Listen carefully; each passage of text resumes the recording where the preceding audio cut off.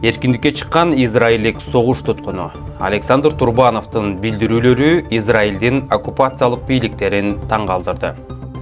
Силердин жакшылыгыңар менин эсимде түбөлүккө сакталат.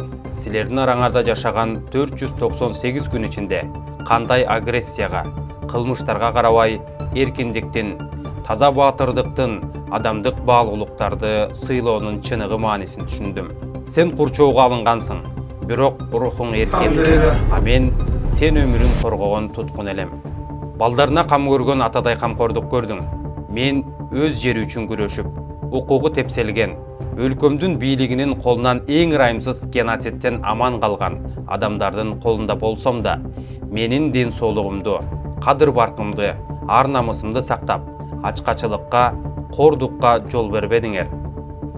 Кайрат деген эмне экенин силердин көзүңөрдөн көргөнгө чейин түшүнгөн эмесмин. Өлүмдү жылмаюу менен тосуп, тишине чейин куралданган душманга көкүрөгү жылаңач каршы турганыңарды көрүп, араңарда жашаганга чейин курмандыктын баркын билген эмесмин. Канчалык чечен болууга аракет кылсам да, силердин бийик моралдык принциптериңерге суктанганымды айтууга сөз таба албайм. Силердин диниңер камактагыларга ушундай мамиле кылууну үйрөтөбү? Кандай гана улуу дин. Ал силерди ушундай даражага көтөргөн. Анын улуулугуна салыштырмалуу адам жараткан бардык адам укуктарынын мыйзамдары анын алдында кубарып турат. Эң оор учурларда адилеттүүлүктү, кайрымдуулукту сөз менен эмес, иш менен көрсөттүңөр. Эң начар шартта да өз принциптериңерден чегинген жоксуңар. Мага ишенип койгула.